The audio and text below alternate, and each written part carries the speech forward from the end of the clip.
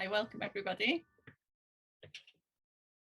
I'm Amy Twigger-Holroyd from Nottingham Trent University, and I lead the Crafting the Commons Research Network, which is hosting this event along with Leila Dorney from the University of Exeter, and with Craftspace. The network is funded by the Arts and Humanities Research Council. So in this afternoon symposium, we're going to be exploring intersections between craft practices and ideas of the commons and commoning. And really, we're kind of aiming to share the conversations that we've been having over a 2-year collaboration within our network, which is about 30 academics, curators, artists and makers. So this network project has been really exciting for me personally. I've been thinking about the commons in relation to my own research and practice in the sphere of fashion and textiles for over 10 years. But it's been just so fascinating to open out the topic and think with others who come with different experiences and different perspectives, whether from craft and design or from various academic disciplines who deal with concepts of commoning. So the conversations that we've been having within the network have informed the development of Craftspace's amazing national touring exhibition, We Are Commoners, Creative Acts of Commoning. The exhibition features UK and international artists with projects representing ideas and resources to inspire acts of commoning. The exhibition is currently on show at Oriel Davies Gallery in Newtown in Wales, but that closes on Saturday, so do get there quick if you're in that region. The next stop is at Leicester Gallery at De Montfort University, where it'll open on the 10th of July. The event today features members of the network who we're really pleased to have with us, alongside 2 invited speakers who, again, we're really pleased to have, Peter Linebaugh and Torange Khonsari. It's a really great lineup. We've got contributors today joining us from the US, from Puerto Rico, from Norway, as well as the UK. And I'm really looking forward to a rich and thought-provoking afternoon. Before we can get stuck into the content, I need to give you some housekeeping information. So as you can see, the event is in Zoom webinar format, meaning that if you need to come and go during the day, it won't cause any disruption. Please feel free, although of course we hope that you can stick with us throughout. We are recording the whole event and we'll be making it available afterwards. So if you miss anything, you will be able to watch back. We're very happy to have 2 live closed captioners who will be working throughout the event. You can switch on closed captioning if you need it by clicking the CC symbol at the bottom of your screen. And they've also put details in the chat, which is great. You've received a link to the event schedule in your Eventbrite confirmation emails, but Emma's just going to stick that in the chat for us, so you've got easy access to it as well. So you'll find the details of the kind of run of events there. But kind of the big picture is that there are 2 parts to the event. There's the afternoon symposium that we're starting now, and that runs until 5:30 UK time. And then we've got the treat of a guided virtual tour of the We Are Commoners exhibition, which runs from 7 till 8 UK time. And this same Zoom link that you've clicked to come here now will get you into both parts. So it's the same link for the guided tour later on. You'll see that we haven't programmed any breaks in the schedule, but we will be screening a few minutes of kind of slow film between the panels, just to give us all a kind of interlude of calm and quiet, and an insight into one of the projects that's in the exhibition. And we've also got some films lined up to show you within the panels themselves. And again, it's a really great way of us kind of drawing in more of the wonderful work from the exhibition to share that with you. We're really keen to hear from you during the event. The chat is open, so please do make use of that. It would be great if you could start off by telling us where you're joining from. It's always a really nice thing to get a sense of who else is here, and where we are spread potentially across the country and across the world. We've included time for questions for our 2 invited speakers. for Peter and Torange. If you'd like to ask a question to either speaker, please submit them via the Q&A button at the bottom of your Zoom window, rather than in the chat, and we'll ask those questions on your behalf. So just to repeat that, if you want to ask a question to the guest speakers, if you can post that in the Q&A and not in the chat, because the chat whizzes by so quick, we're likely to miss them there. We also have a Padlet. So if you haven't come across that word before, a Padlet is a web page that anyone can add comments to really easily.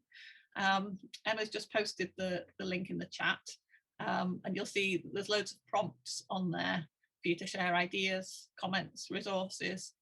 Please do get stuck in and add to that as the event unfolds. It would be really great to see that kind of grow and develop as a kind of a shared thinking space and a shared record of the conversations and ideas today.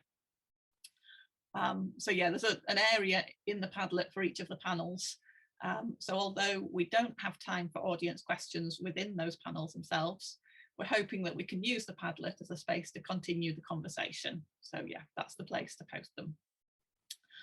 And finally, from me, if you're posting on social media about the event, we encourage you to use the exhibition hashtag, which is #WeAreCommoners.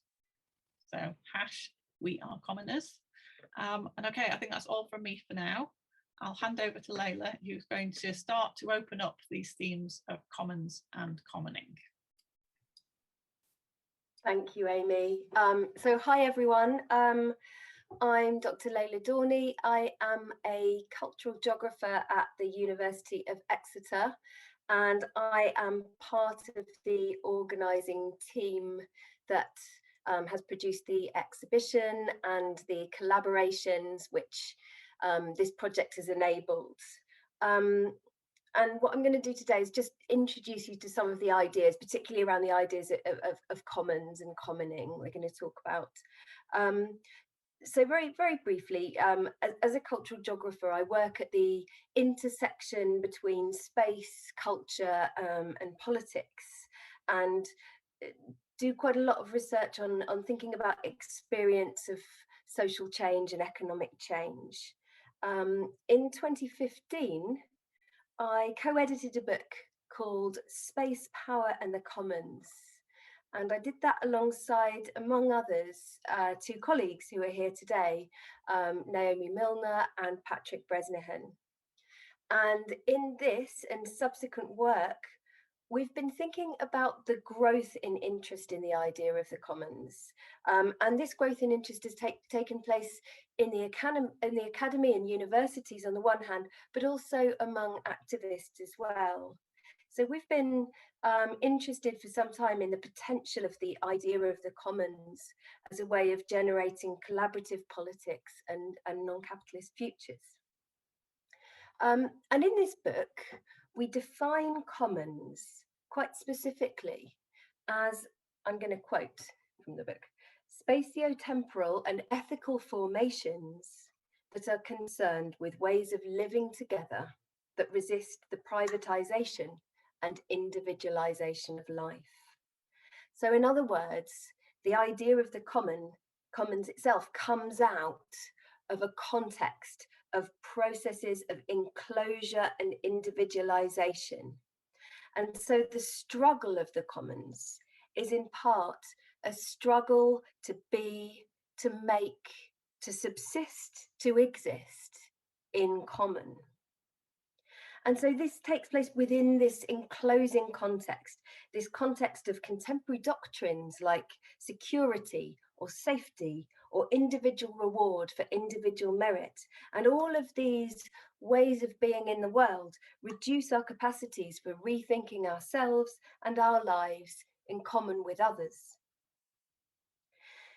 So another thing we do in the book as well is chart a move in thinking about commons away from just thinking about these commons as spaces or resources or objects, and towards an idea of the practice of commoning, of the collective labour that produces commons as such.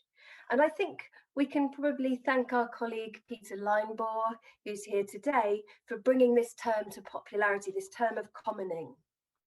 So commoning is what happens when we open up, when we share our excess, the spare seats in our car, our local knowledge, our technical expertise, the recognition for our work, which is of course always a product of many hands.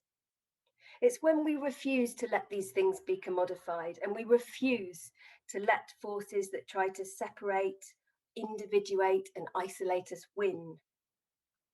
And the commons is a very powerful cultural and political resource as well.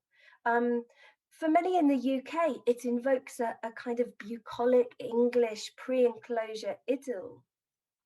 But there's also a more globalist imaginary of the commons. It can connect the struggles of the dispossessed, the landless, Black, Indigenous and marginalised groups. And it's these groups who subsist at the edges, who often understand the value of commoning and the importance of creating trans-global connections between spaces of struggle, alternative geographies and histories that can map the fugitive and the insurgent. This project's been an opportunity to share knowledge, practice and experience between people who have been thinking about these ideas in very, very different ways. So thinking about them from their workshops and also from their desks, from their allotments, parks and streets. And these dialogues have been hugely generative. I've been very fortunate to work with artist and what I call mender, Linda Brothwell, throughout this project. And our talks have been long and very, very exciting, have reached from austerity and the dilapidation of public space in the UK towards ethics and an ethos of responsibility, and through this a kind of commons as claiming, and you'll see her video later on today. So it's in this spirit of sharing and dialogue that I move on to introduce Professor Peter Linebaugh, a historian and author of several books on commons and popularly accredited with the shift in contemporary political thought to thinking about commoning as a verb that I discussed earlier, rather than commons as a noun. Peter's works include The Many-Headed Hydra, which is a book that discloses a transatlantic space of resistance, uncovering histories hidden within what the St. poet Derek Walcott calls the grey vault of the sea. And also his important legal history, the Magna Carta Manifesto, Liberties and Commons for All. Peter's latest book, Red Round Globe, Hot Burning, a wonderful title from Blake, captures the relation between the particular and the planetary, and makes visible the 18th century stories of enclosures and resistance that altered the earth at the onset of the Anthropocene. With a background of Quaker education via the universities of Warwick and Columbia, New York City, Linebaugh, fresh from the sit-ins of 1968, joined E.P. Thompson back in Warwick to form a collective, the Crime Collective. And it was through their studies of crime and containment, and also through their collective study, that he became interested in commoning. He's taught in locations as diverse as the Ivy League, Harvard, and federal penitentiaries. Now a retired professor, but still active scholar, Peter is above all a craftsman of relation. He draws connections across spaces and times, pulling together fugitive and resistant acts, forms of power and enclosure. A self-styled people's remembrancer, his project charts, augments and pushes to the surface the stories of commoning, enclosure and struggle that can animate the search for different futures. It raises to the surface, like a lost wreck, the small acts, subsumed movements, and provides the rhizomatic connections upon which alliances can be built. This work is performative and creative. It generates a sense of something unsquashable, uncontainable, and full of the potency and collectivity of the interlinked struggles of expanded subaltern voices. His historical writing riffs off and oscillates off the contemporary world, forcing the reader to notice contemporary struggles against enclosure. And it's in this spirit that we imagine our project today, perhaps with a certain degree of hubris, as one that celebrates the labour of making, of creativity and small-scale production, and attempts to rethink this labour as part of the process. So I'll now pass you over to Peter to deliver our keynote, after which there'll be time for Q&A. And as Amy mentioned earlier, if you would like to ask Peter a question, please can you use the Q&A button at the bottom of the screen rather than the chat, and we will make sure that that question gets to Peter. So I'm going to hand over to Peter Linebaugh now, who will be speaking today on craft and commoning the earth again. Thank you, Peter. Thank you, Leila, for a wonderful introduction to an inspiring exhibit. I greet you from Ann Arbor, Michigan, along the Huron River, which flows into Detroit. Ann Arbor is built upon lands which used to belong to the Potawatomi people, who protected, foraged, hunted, and fished in it.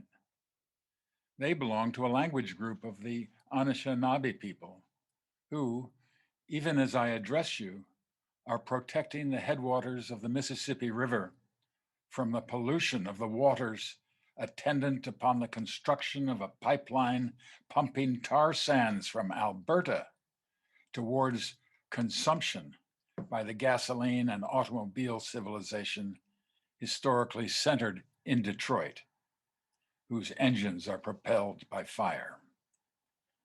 The pipeline is called Line 3, or the Black Snake. A collective of Ojibwe women lead the effort to protect the waters, which traditionally have provided a common environment for the growth of wild rice. I extend my greetings to you from this commons and these commoners. I greet you a few days after we celebrated a holiday called here on Turtle Island, Juneteenth. It commemorates the emancipation of the African-American slaves who freed themselves or stole themselves since they were private property, thus pressuring Abraham Lincoln to proclaim emancipation in 1863. And I greet you 3 weeks after the commemoration of the 100th anniversary in Oklahoma of the Tulsa Massacre. Then the white power structure burned down, bombarded from the air, and murdered as many as 300 African Americans who lived on Black Muskogee Creek allotments, or former tribal communal lands of the Creek Nation. Tulsa at the time was the oil capital of the world, outproducing even Azerbaijan and Iraq. It was a center of theft, massacre, lynching, and murder. So I greet you as an opponent of capitalism, imperialism, patriarchy, and white supremacy. My grandfather was an Indian lawyer of Muskogee, Oklahoma. His son, my father, became a diplomat for the growing American empire. After World War II, we lived in London, and I learned from the leaders of the Labour Party about the famous Clause 4 of the Labour Party's constitution: to secure for the workers, by hand or by brain, the full fruits of their industry, and the most equitable distribution thereof that may be possible, upon the basis of the common ownership of the means of production, distribution, and exchange. I read it carelessly, thinking it called for nationalization or state ownership, but it does not. It calls for common ownership. But what is the commons? First of all, it has to do with land. In Palestine, it has been the mushah. Aerial bombing is part of our time too, a century later, as we witnessed in June, the devastating bombardment of Gaza. Gaza, of course, was once ruled by the British Mandate. It so happens that I came across an April 1891 statement of the Palestine Exploration Fund, and on the cover it says, "Patron the Queen," which describes common lands of Palestine villages known as the Musha'a, and common rights to cut wood in forest lands and to raise goats in common lands atop hill and mountain. At the time of the Nakba in 1948, as much as 70% of Palestine was still cultivated in commons as Musha'a. Part of commoning the land is the periodic rotation of strips or lots every few years. In this way, fertile land and not so good land, wet land and dry land, say, or rocky and clay, could be shared throughout the community. This was true of the Musha'a. It was also true in Afghanistan, as the Scottish agent of imperialism discovered in 1805 during his embassy from Peshawar to Kabul. The custom there is called the Wesh. Under it, distribution occurred ceremoniously and by lot. The country is cultivated with great industry and success, Elphinstone said. I mention him not so much because of the current struggles in Afghanistan, but at the time, as atop a camel, he swung back and forth on the road to Kabul. He carried Tacitus with him, and fully aware that in the Roman historian's Germania, written at the end of the first century of the Common Era, the same practice, or one very similar, was described. Karl Marx, too, was familiar both with the passage in Tacitus and with the blindness, as Marx said, that fails to see the commons right in my own neighborhood. What Marx saw as common right first appeared to him as the theft of wood. Indeed, it was the struggle in 1842 of the peasants and wine workers of the Moselle River Valley against the attempt to criminalize customary right of Estovers that led Marx, the Moor, as his family called him, that led him to economic questions and the materialist interpretation of history. The forests were a commons. Estovers are recognized also in Magna Carta, whose 7th chapter explicitly names them for widows. It is the antiquity of the commons, when the memory of man runneth not, that needs emphasis. And let our memory run.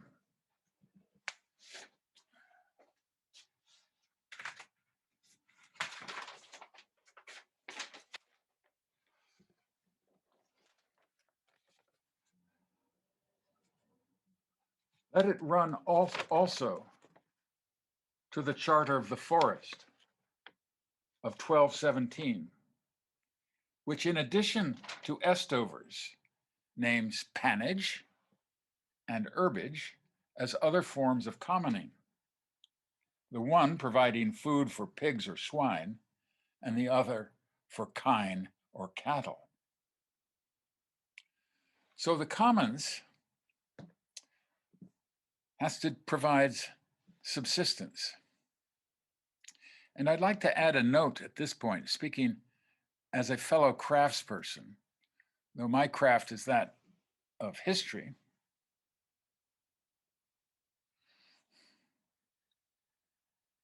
Oh, I forgot what I was going to say. And it's no wonder. I think we historians have been blind, as Marx was blind, to the commons in his own neighborhood.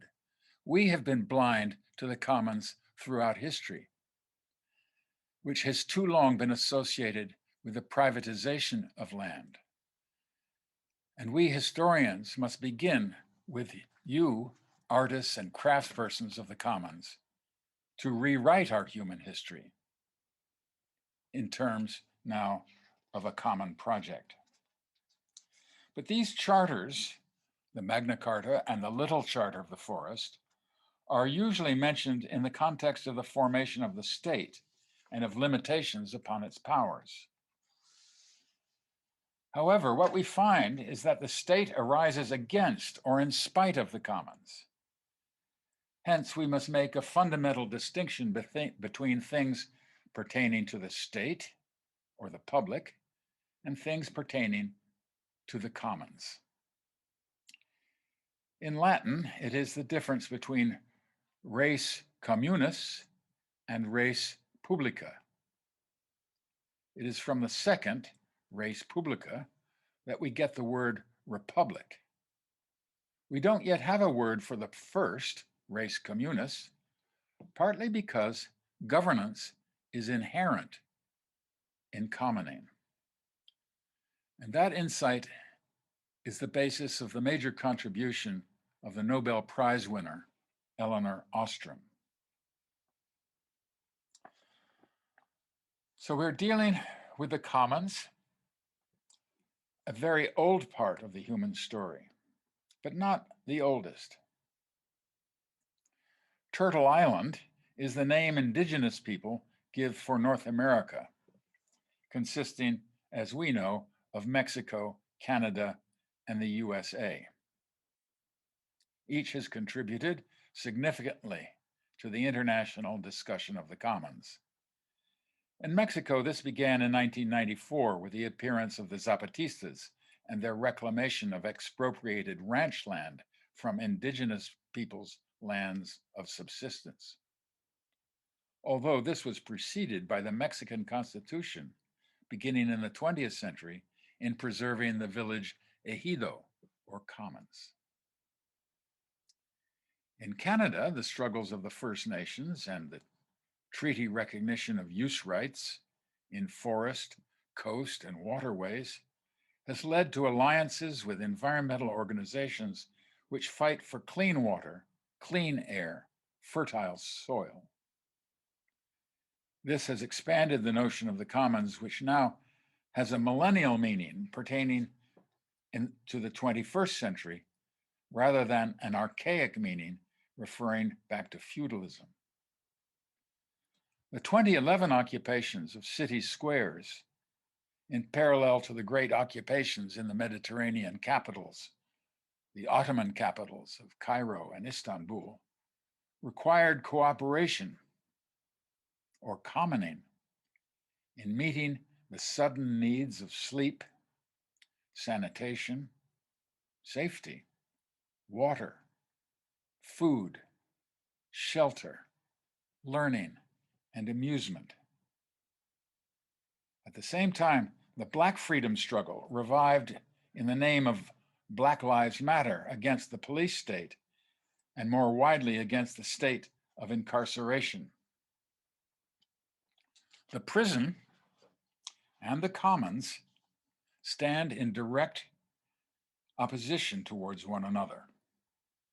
However you look at it, logically, historically, culturally, ethically, architecturally, politically, or legally, the contradiction between punishment and privatization on the one hand, and the commons of subsistence on the other, is comprehensive whether we look at it functionally or historically.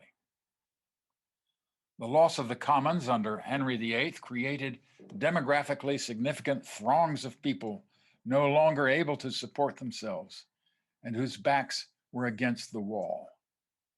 They were forced to hit the road, go to sea, or to town.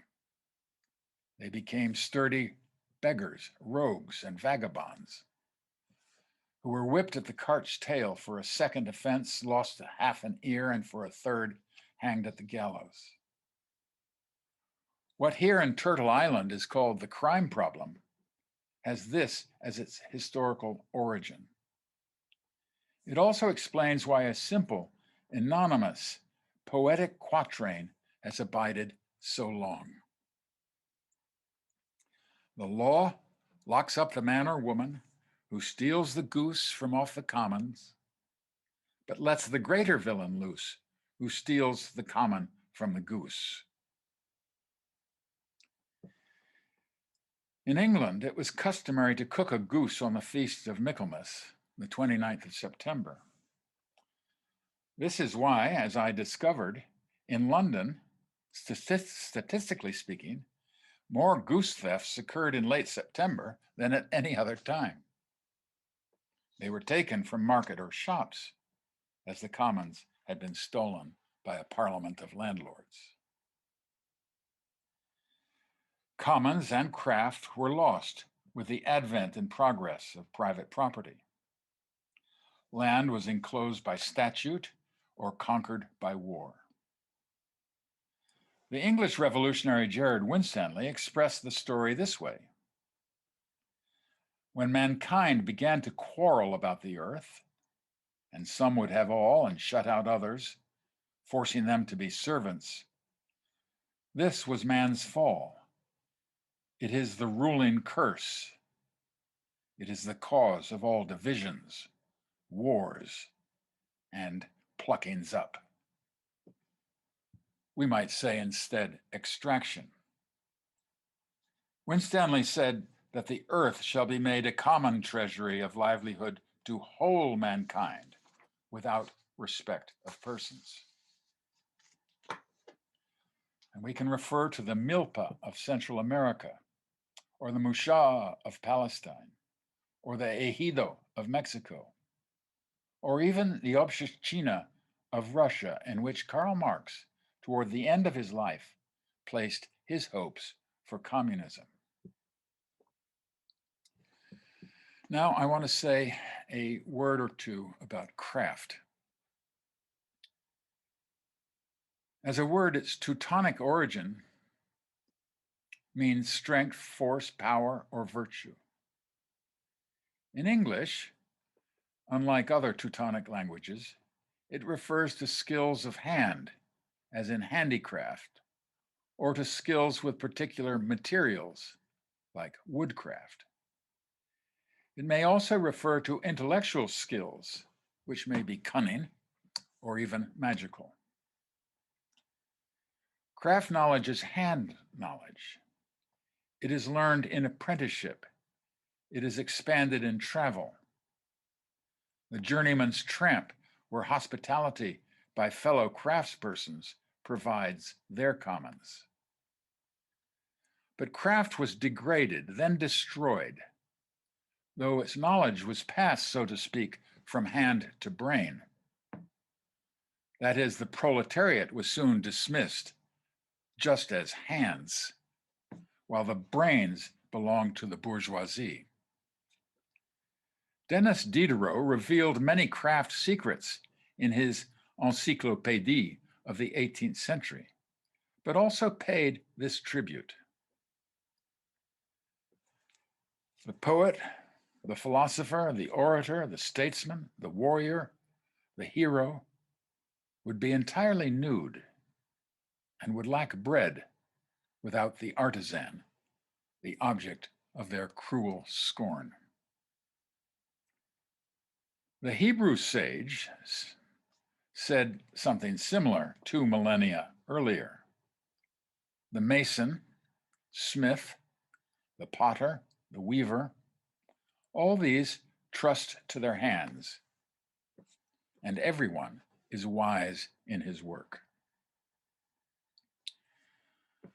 Marx's oft-quoted passage about Homo faber, the maker person, is relevant here. He wrote, "A spider conducts operations which resemble those of the weaver, and a bee would put many a human architect to shame by the construction of its honeycomb cells. But what distinguished the worst architect from the best of bees is that the architect builds the cell in his mind before he constructs it in wax. It is this aspect of mind which may be construed as imagination, which William Morris praised and practiced. In both cases, land and craft, there was a period of transition before the goose was entirely plucked of her feathers. In the case of common lands, the transition is marked by customary usufructs that we've mentioned: pannage, estovers, herbage, and many, many others. The case of craft is equally decisive, though the evidence often appears only in criminal records. Thus, chips for the shipwright, cabbage for the tailor, fence or thrums for the weaver, veils for servants, bugging for the hatter, socking for the docker, clicking for the shoemaker. These many perquisites or trade usages were deemed legally criminal or economically inefficient. They are the semantic or philological expression of the incomplete separation of the worker from his or her tools and materials of production. They belonged to the workers' common. Taking them away entirely led to immiseration of the craft person on the one hand, and technological appropriation or machine innovation on the other. William Morris, writing in How We Live and How We Might Live, expected the shoemaker going to Rome to see its buildings and bring the knowledge of their beauty back to London. Crispin and Crispianen fled Rome to live in Paris, where they preached the gospel by day and made shoes for the barefoot poor at night. It was said they stole the leather. Others claimed that angels supplied them. In 287 of the Common Era, they were martyred, and their bones, it was said, washed up in Romney Marsh. I think along the Thames, no? Each craft, not just the shoemaker's or the gentle craft, would have such tales as part of its lore and piety. This is part of the enchantment of the commons. Speaking of the Christian Gospels, we might remember too that Jesus rode into Jerusalem on a stolen or misappropriated donkey. Not that he advocated a commons of transport, though his followers soon adopted the practice. To quote John Wycliffe's first English translation, to have all things common. Indeed, they had all things common, as every man his need. Again, quoting scripture, a view that entered Marx's definition of communism as to each according to need. There was thus a logical and historical association of the commons with crime.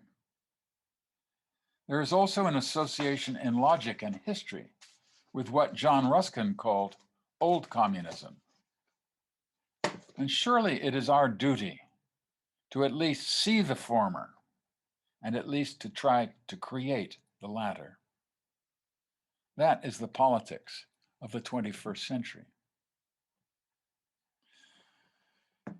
There is no community without commons, and no commons without community.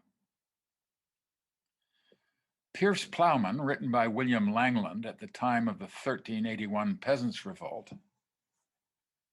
said that the earth, water, air, and fire were common to all. So I want to consider just for a moment earth. The commons is grounded. That is, it is part of the earth, and it involves both water and dirt. We are beginning to adopt a longer view of things. We, William Morris said, who believe in the continuous life of the world. So planet Earth was formed 4.6 billion years ago. Its lakes and seas 3.8 billion years past. And first life perhaps 300 million years on from that. Lichen, algae, water, and minerals began their interactions, their encuentro, which enabled plants to colonize land. Thanks to the mycorrhizae of fungi and the rhizosphere formed, or what the Norfolk agriculturalist Jethro Tull called the guts of plants inverted into the soil. This is the Earth's internet, upon which more complex life forms depend, and which now are threatened with the several perturbations of the Earth system brought about by Homo economicus and capitalism. The long view requires this attention to Earth as a question of social relations, of cultivation and machine production. Once upon a time, the open field was inseparable from the commons. The world became divided between makers and takers, the working or useful classes against the capitalist or selfish classes. That division overlaps with commoners and privatizers. We are not the first to think about the unity between the subjective and objective, between the beating heart and our planet in the grand scheme of things. In the aftermath of the famous night of the Bois de Cambon, initiating the Great Slave Revolt of 1791 and the creation of the Republic of Haiti, the London craftsperson, William Blake, engraver, poet, and artist, wrote, "They told me that night and day were all that I could see. They told me that I had 5 senses to enclose me up. And they enclosed my infinite brain into a narrow circle and sunk my heart into the abyss, a red round globe, hot burning, till all from life I was obliterated and erased." Red round globe, hot burning became the title of a book, whose subtitle, A Tale at the Crossroads of Commons and Closure, of Love and Terror, of Race and Class, and of Kate and Ned Despard, pretty much describes its contents. It is about the commons and commoning in the British Empire's oldest colony, Ireland. The struggle there led to parallel struggles in Angleterre, because that is what happens with settler colonialism, which responded with a series of social and economic changes leading unwittingly to the Anthropocene, or that structural intervention into the geological Earth system, which has given rise to hasty discourses of catastrophe and apocalypse. If indeed the industrial revolution of the 1790s, with its enclosure acts and coal-fired machines, gives us the advent of the Anthropocene, it also leaves out the struggles of the common people, not just for neighborhood and land and livelihood in subsistence, but it leaves out too the Irish, Caribbean, and inhabitants of Turtle Island who created the commons, including the commons of the meal and the commons of play. Finally, in conclusion, the commons and commoning must become our future. The way will not be far to seek if the will be with us, quoting Morris again. All we need is intelligence enough to conceive, courage enough to will, and power enough to compel. That's done it from me. May the exhibit and the symposium provide us with the keys to that task. Thanks.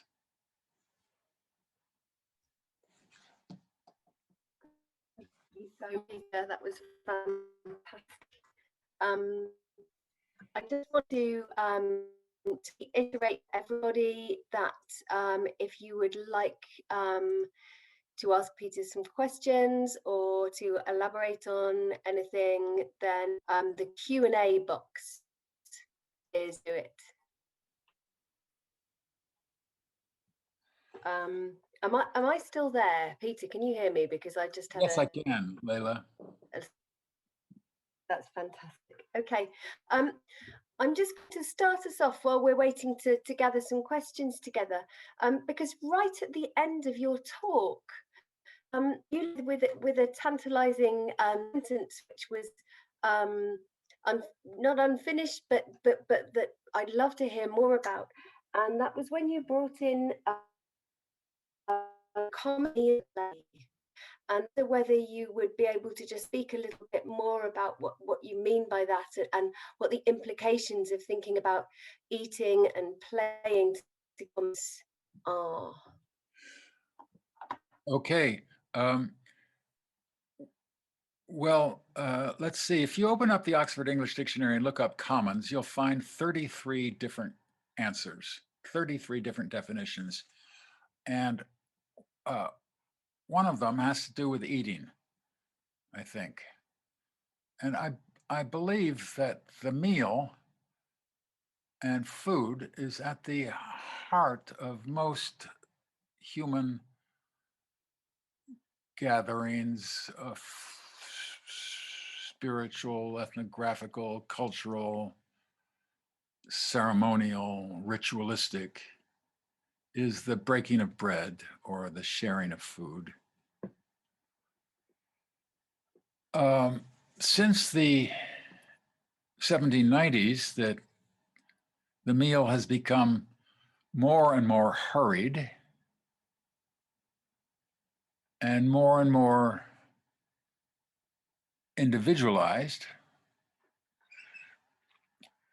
So that's one thing I mean.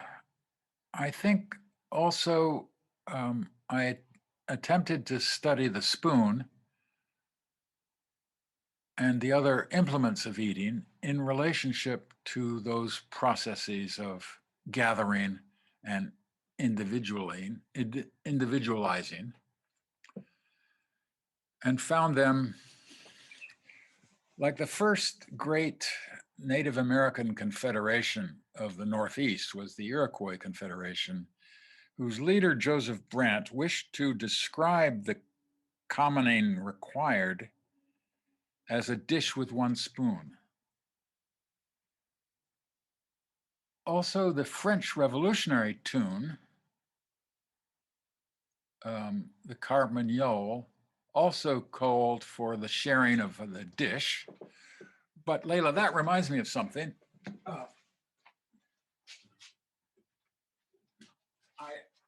I did want to take off this wonderful dish towel that hangs behind me because I love it so much. It's of course Walter Crane, and there is Madame Liberty, and you see she wears the red cap of liberty. That was the Phrygian cap of slave emancipation in the Roman times, and then it became an important symbol of equality and militance at the time of the French Revolution. So, so there's some fabric for the fabric artists of the exhibit. It's not directly related to the meal. And then for play, I found, yeah, I didn't really describe this, but here's Jeanette Neeson's great book called Commoners. And if there was one history book to read, I would say this was the best. See this cover? You see, tilling the earth was a family operation of children, play, man, and a woman dealing with the horses. By the way, I was reading about oxen pulling the plow and the skill necessary to calm them down. And the main skill was singing, was song. Anyway, that's to may take us off topic.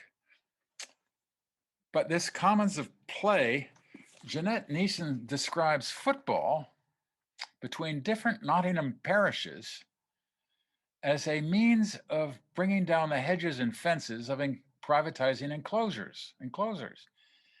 And then I realized also that in the time of the English Civil War, football again was used in Lincolnshire for the same purpose, to delay enclosure by directly bringing down the fences and hedges. It's not until the 19th century that football is enclosed. And I think cricket had been enclosed a century earlier, but I'm not sure. I'm not really a sports historian, though I do think that the game of rackets, as distinct from squash or tennis, came from Despard's experience with the Mayan people in British Honduras, what's now Belize. Anyway, that's by the by. How play and the meal is going to help us going forward, I don't know, Layla. Does that help answer your question? That helps the question enormously, and it's made me think a lot about the of time, and Patrick and I have spoken about before, in which the need for excess time in our day is essential for these acts of collective being. But following on from that question, I went through on the Q&A, and it's from Claire Paczykowska, which relates to play.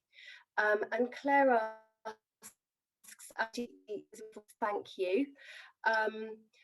She has asked whether you could say something about the surrealists' use of play as a technique of rebuilding the authority of the rational Enlightenment. So I wonder if that's a topic you might know something about. Well, or any thoughts about I must say that your voice comes in and out, so I may not get the question, but did it have to do with surrealism? I think so. Using play as a way of rethinking rational light authority, as a way of questioning that. Yeah, that was a big thing in the early 20th century, right? And here in Turtle Island, it's very big with American surrealists, Franklin Rosemont and Penny Rosemont in Chicago. And they both have been very active in using surrealism to uncover the racist undergirdings of the so-called Enlightenment. That's Franklin Rosemont and Penny Rosemont. Surrealism, taking realism a step higher. That what is real now was once just only imagined. Does that help somewhat?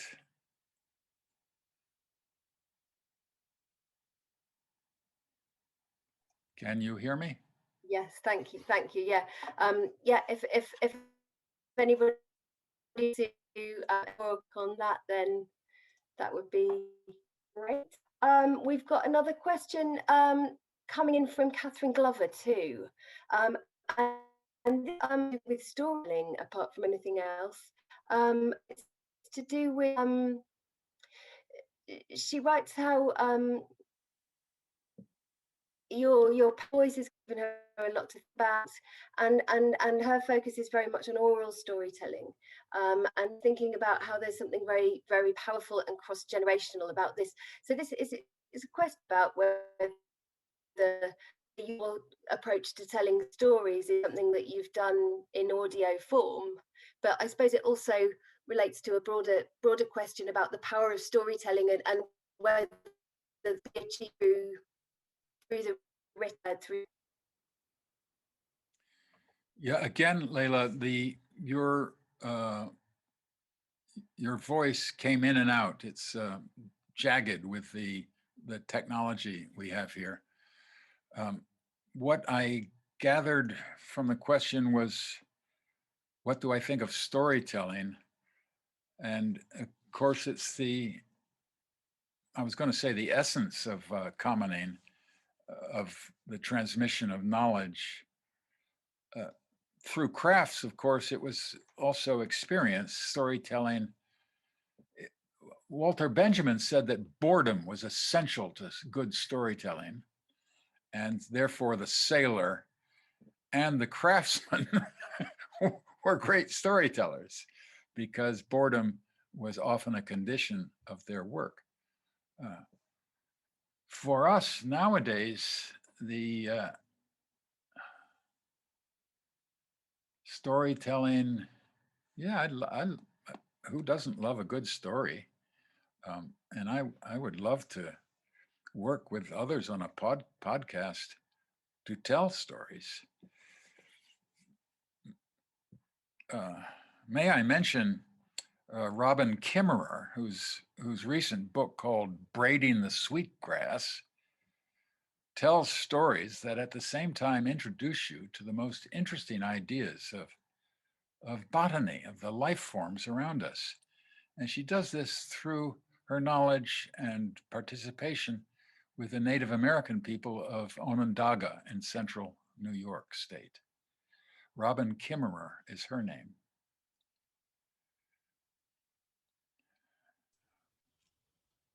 So sorry, keep going.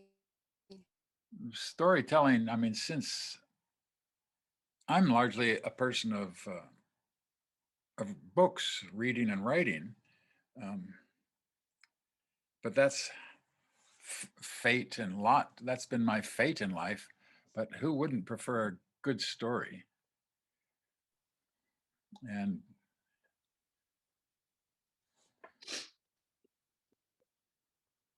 I think Kimura reads her own orders, which is lovely to hear, you know, because you feel the voice really coming from her, and correct pronunciation when she writes in her. I'm going to turn to the question about play briefly, because we have a comment again from Claire who mentions Homo and Homo economicus already today. Huizinga's concept of Homo ludens in 1939, and the fact that he was deported and eliminated. I think this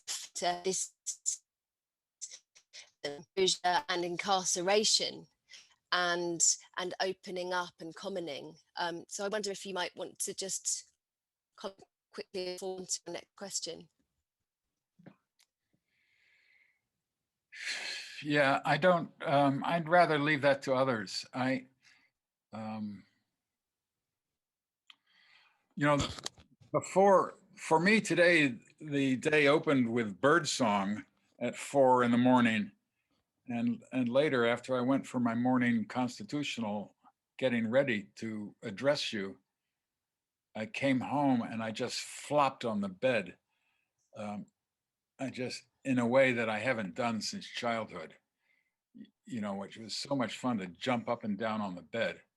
And I had a feeling at my age, I'm so happy to have it, of freedom, you know, of my body being free. But how does this relate to I mean, the body has become such a disciplined machine under capitalism, where our whole life is organized, so that Huizinga's work on the person of play, putting play at the center of, was quite liberating. But I don't know his story, and perhaps Claire or others can tell us more. Thank you, Peter. I've turned my video off because I've got reports that the sound quality is really bad. So hopefully this will improve it. We're going to move on to a question from Katrin Pipe now. And she writes that she's intrigued by this distinction between res communist and res publica. She says, you argued that we do not yet have a particular form of governance in the res communist sense. However, Janet, you showed has commoning in the title, and certainly commoning is a term that you and me and others use freely. I wonder if commoning could be used in a different sense, and I think here. This might not be what you mean, Jim, but I'm trying to interpret this. I think here you're thinking about commoning as a mode of governance. Yeah, I think the governance required is essential to cooperation, right? When different workers must set aside must agree to a common project. And that process of agreement is a process of self-governance. That's all I had in mind. And so that, just to take the experience of the circle and the squares of 2011, in Occupy Wall Street or St. Paul's or Istanbul and Athens, there the many people, strangers to one another, suddenly had to cooperate, and that process was conducted in an open assembly on land which was deemed or practiced as common land, to solve the principal issues of safety for one another, especially for women against children, food, water, and so on. So that the deliberations that that met those needs is a form of governance. And so we have practice in this, and there's much more to self-governance than that here on Turtle Island, what they let you do is every 4 years you could go and vote. But now that even that is, which is rather like a public urinal. That is, there's no talking permitted. It's within a very narrow and privatized space. And you put a piece of paper in, you don't flush it away, and that's called democracy. Whereas the practice in at least Occupy New York, Occupy Wall Street, was one of constant deliberation. And when the settlers came to Turtle Island, they were struck that native people would deliberate over days, if not weeks. They would set up an encampment until all came to an agreement about how, for example, to federate.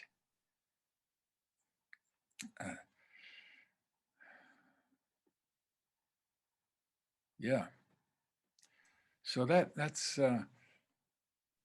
but I don't, while Jeanette Neeson does refer to commons as a verb and to the practice of intercommoning in English history, where different parishes or common fields would form joint enterprises, she calls it it was called at the time, intercommoning.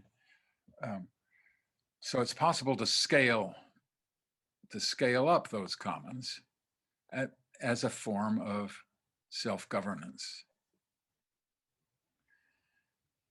I know But do commons, would commoning have to be deliberative is also a question. Is certainly a commons doesn't operate according to a set of flat relations. But are you suggesting the relationship between economic commoning and commoning of governance that can't be separated? exactly. Thank you. I've got a question coming in, another question about play from Rasheen, which is thinking about, she writes, if play is in the commons, how does us co-opt into a culture or place deal with the tension between cultural appropriation and building on ideas? And I think this is something that's quite sensitive topic anyway, around the valorization perhaps of different knowledge systems, and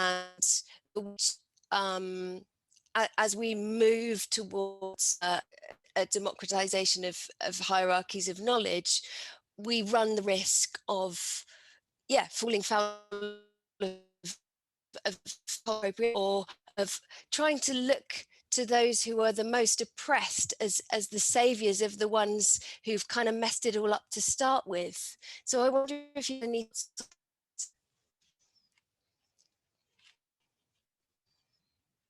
Sorry, Layla, the sound was lost for me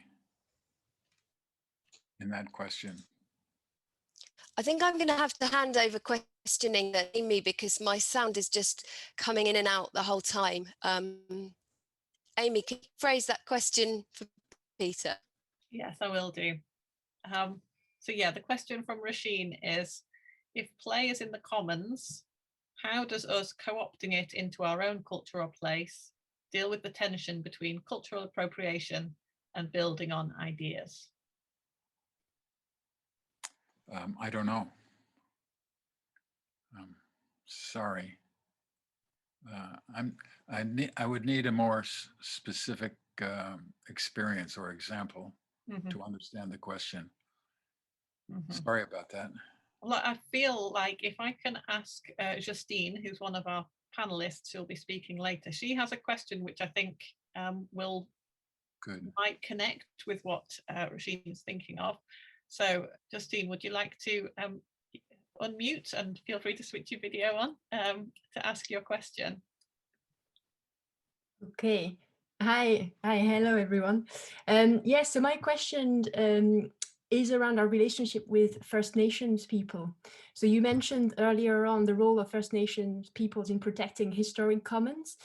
And so I was wondering if you could talk to your experience of collaborating across cultures and how we can ensure that us Westerners, if I can put it like that, don't move into ventriloquism and further appropriation when we're actually trying to learn about different ways of understanding the world. So how do we not appropriate again, is my question.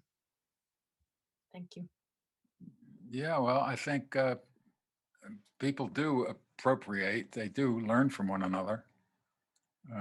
No getting around that. Whether it's in France with the Franks or the Norwegian with the Forest Finns, or, I mean, we learn from one another. There is, Philip Deloria has written a wonderful book, speaking of indigenous people. He's from a very prominent Lakota family, Deloria. And the book is called Playing Indian, that this settler will make believe that he or she is Indian. And that's a big part of settler consciousness. And it's hypocritical, masking, demeaning of those who are.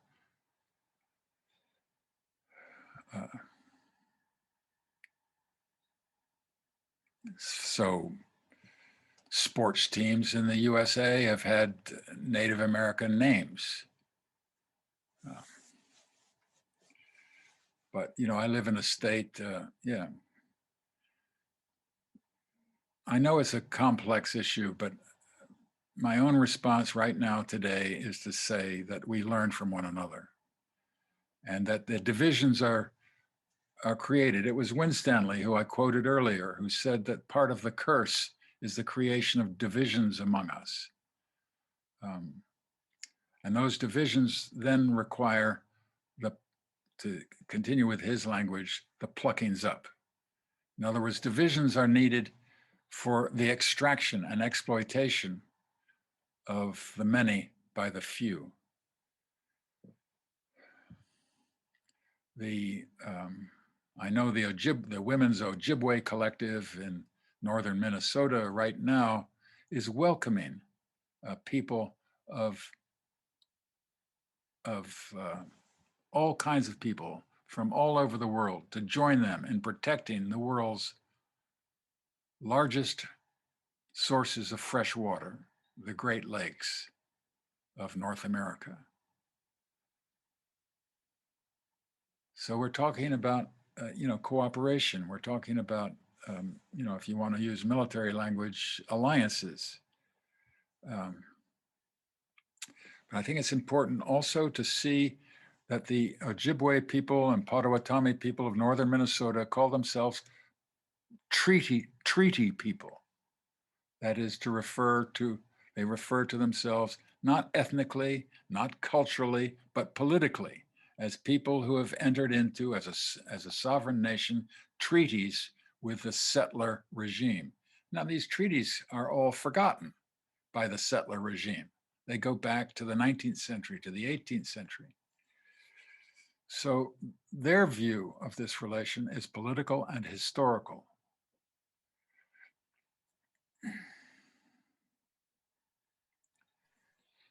Thank you, Peter. There's really rich stuff here. We've got 5 minutes left for the questions. I think that there's a potential for these conversations and people's particular line of questions to perhaps continue in the chat afterwards, because I'm sure that you'll be able to respond better kind of directly without us as the kind of mediators. But I have another question, which is nice and short, which is, oh, I've just lost it. It's disappeared. Here it is. How has Eleanor Ostrom's research on commoning influenced your work? That's a question from Joe. Yeah, not much. I mean, I was just very happy to see. I mean, she comes from a very different tradition, intellectual tradition, and of social science. And she's had a very powerful influence among economists here in the USA. Even though it's from a different tradition, I like to honor her as being the first woman economist in the USA. And even most male economists had never heard of her after she got the Nobel Prize, or even heard of the process of commoning. But sometimes the commoning is used as a way of how shall I put this? As a way of making small is beautiful, of avoiding questions of power, which clause 4 of the Labor Party Constitution did not. It did not avoid questions of power.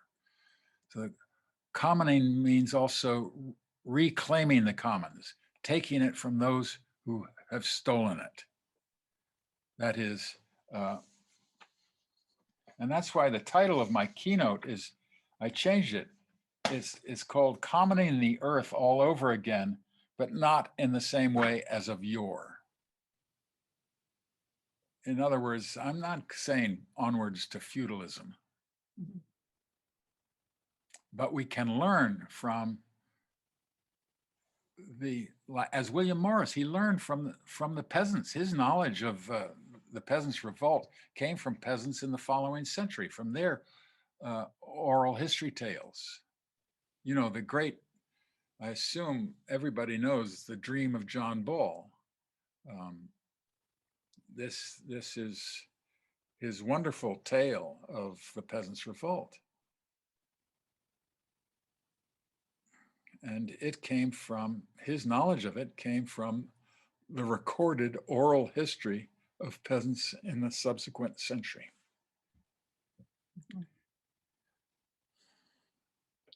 Brilliant. Thank you, Peter. I think we've got 2 minutes left, so I'm going to use Chair's privileges to pose a question, which is, I guess, connecting us back to the, the theme of craft, which was woven beautifully into your talk, and we've, you've talked about what of this sense that we're looking forward, and you're encouraging us to think about making the world through commoning. What do you think the power of the maker is today? What can the artists and the makers and the craftspeople amongst us feel like we might kind of take away and act on? Well, yeah, first, I think, as Leila said in her introductory remarks, we need to see the craftsperson and artist also in relation to the militant, to the activist, people who take action, and the maker, the craftsperson, so are helping activists to think of what can be new. For me, after I looked at the exhibit, which of course by its nature is enclosed, I turned to the field or to the earth as being a center in the past of the commons, of commoning. So, of course, there are crafts of agriculture, of the field, but on the whole, I think the craftspersons have been urban, and I think the artists now are largely urban. And this was a major experience of the encuentro with the Zapatistas in Mexico, was to bring together people of the city and people of the country who had, and that was possible by militants with activists from the city meeting indigenous people of the mountains.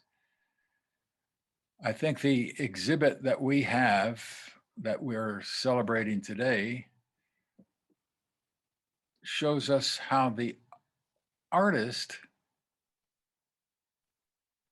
points us to imagination, points us to not to the past, but to the future, and points us to a kind of freedom. But she uses materials, and the materiality of that work is also belongs to the commons. And I think we need to think outside of oil civilization, outside of automobile civilization as the means of human development, because it's brings catastrophe to the earth. And the artists, I believe, like the poet, like artists of all kinds, can help us with that. I think that's a beautiful note to finish on. Thank you very much, Peter. I can see from the chat that people have been really, really appreciating your what you've shared with us today. And as I say, I think there's lines of thought and conversation that have been prompted from particular people that can hopefully continue in the chat, because Peter will be staying with us for the rest of the afternoon.